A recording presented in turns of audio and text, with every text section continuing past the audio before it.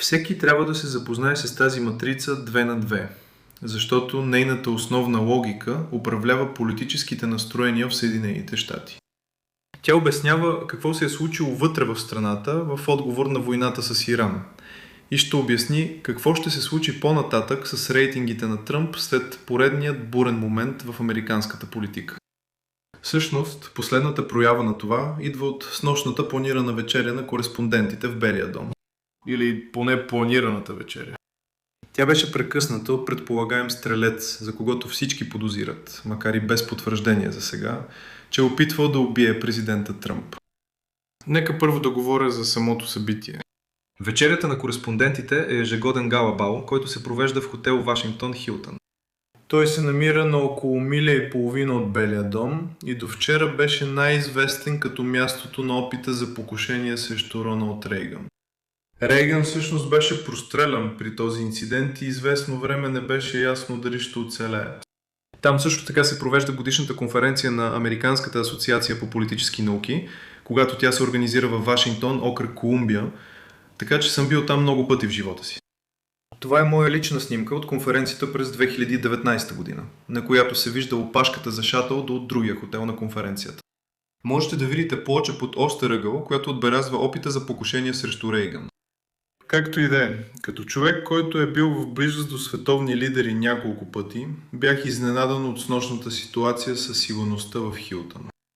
Заподозреният на практика безразсъдно мина право през охранителния периметър и беше толкова близо до президента, че изстрелите се чуваха ясно. Въпреки това, докато пиша това, не е ясно дали изстрелите са били от заподозрения или от агентите на Secret Service, които са се опитвали да го неутрализират. Без да разкривам конкретни подробности за охранителните стратегии, никога не съм бил в ситуация, в която това да е било дори отдалечено възможно. Първият охранителен периметър винаги е достатъчно далеч, така че всеки, който би се опитал да го пробие, трябва да тича поне минута преди да се доближи до някой важен човек. Освен това, винаги има поне още един слой, между първоначалните проверки и момента, в който получиш достъп до VIP лицата. В резултат на това, този инцидент ще повдигне въпроси относно планирането от страна на Secret Service, както и относно цялостната разумност да се провежда такова събитие в действащ хотел, в който е отседнал и заподозреният. Освен вътрешно насочените политически заплахи, наскоро обсъждахме стимулите за въоръжени групировки да предприемат действия в Съединените щати, за да повишат осведомеността за съществуването на дадена група.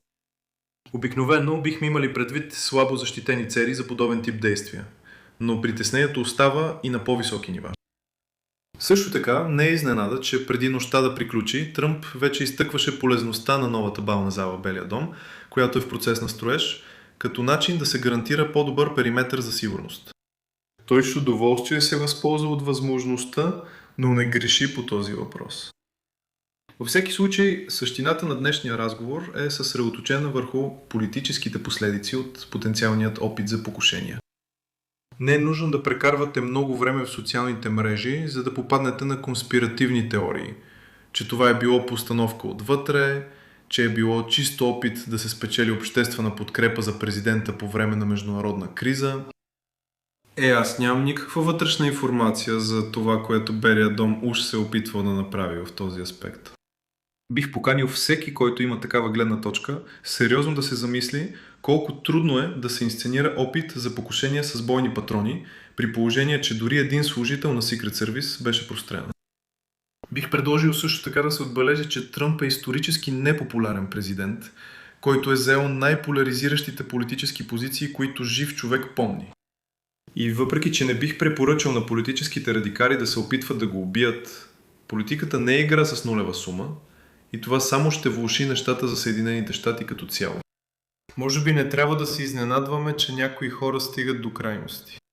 Да не забравяме, че в този свят има истински луди хора.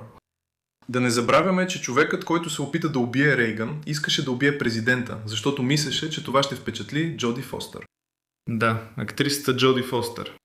И човече, ако това не е най-глупавото изречение, което някога съм казвал, не знам кое е. Както и да е, обратно към матрицата 2 на 2. Това е нещо, което наблюдаваме още откакто Съединените щати разположиха армада край Венецуела, което наистина завърши с ареста на венецуелския президент Николас Мадуро. Тогава имаше много дискусии за това, как това беше една голяма ситуация, тип да разлаеш кучетата, при която президента се опитваше да създаде ефект на обединение около знамето, за да повиши падащите си рейтинги. Много е трудно за анализатор като мен да прогнозира с увереност какво ще се случи в международните отношения. Световната система е хаотична смес от непублична информация и е невъзможно за хора като мен да знаят всички тайни, които САЩ и всяко чуждо правителство знаят. Затова трябва да се подигравате на хора като мен, които твърдят, че знаят всичко, което предстои да се случи. Групата Путин е приключил, например, са просто една група самозванци. Може би е така, може би не. Не знаем. Но въздействието върху общественото мнение, особено по тези въпроси, е значително по-предсказуемо. Докато се развиваше ситуацията във Венецуела, отбелязах, че подобна политическа стратегия няма да бъде ефективна. И наистина, въпреки военно блестящата операция за арестуването на Мадуро, американската общественост на практика не се интересуваше. Проучванията или не показаха промяна, или всяка разлика остана в рамките на статистическата грешка. Въпреки че, отново, операцията беше огромен успех от военна гледна точка и премахна лидер, когото много бивши президенти безуспешно се опитваха да отстранят с по-малко агресивни средства.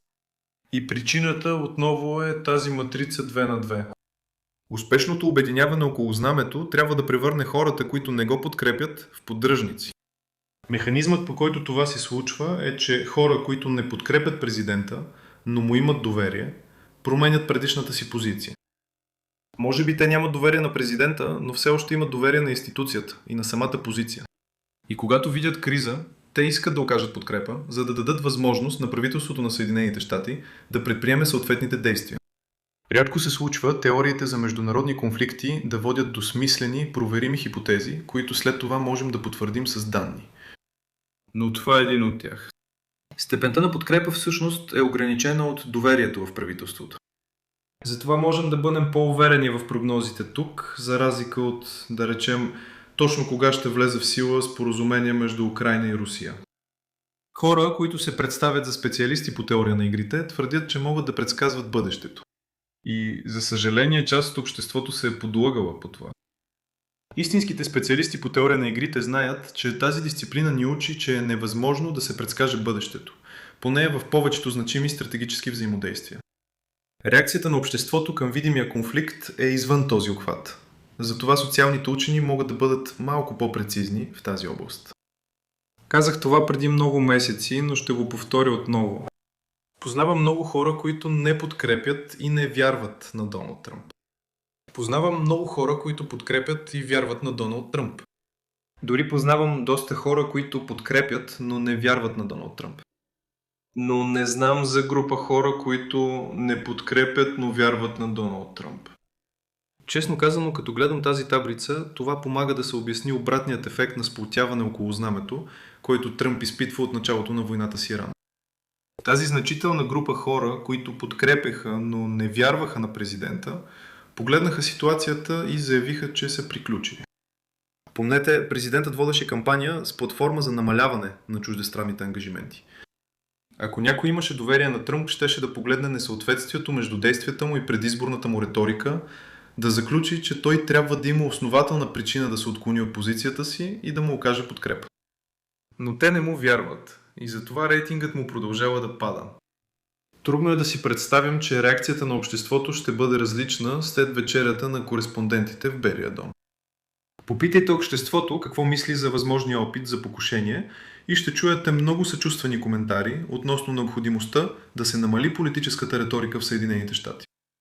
Попитайте ги дали са променили политическото си мнение за Тръмп и ще получите много по-малко отговори. Всъщност знаем това от последиците от покушението в Бътлър, Пенсилвания. Там извършителя всъщност стреля по Тръмп. Но рейтингът му се подобри само незначително след това. А ефектите бяха практически незабележими седмица по-късно, когато Байден се оттегли от надпреварата и Харис го замени. Хубаво звучи като исторически разказ. Да се каже, ретроспективно, че Бътлър е осигурил победата на Тръмп през ноември. Но алтернативната хипотеза е, че единственото, което интересува американците, е колко са поносими цените. А администрацията на Байден се провали именно там. И по-хубавото в тази алтернативна хипотеза е, че тя също така обяснява какво се случва в американската политика днес. Обществеността мрази войната с Иран, защото тя води до скок на цените на горивата, което ще има още по-големи последици върху инфлацията. Историята с покушението е удобно политическо извинение, защото кара загубата на демократите да изглежда така, сякаш е била напълно извън техния контрол. Но това е грешният извод, ако искате да останете конкурентоспособни на бъдещи избори. Една последна бележка тук. Сплотяването около знамето не е единствената полза, която лидерите могат да получат от започването на криза. Всяка новина от последния час, която привлича вниманието на обществото, отклонява вниманието на медиите от разглеждането на други важни досиета. Същото важи и когато Конгресът започне свои собствени разследвания. Затова, за да отговоря на днешният основен въпрос, дали това ще увеличи рейтинга на Тръмп в анкетите, отговорът е не. Поне незначително.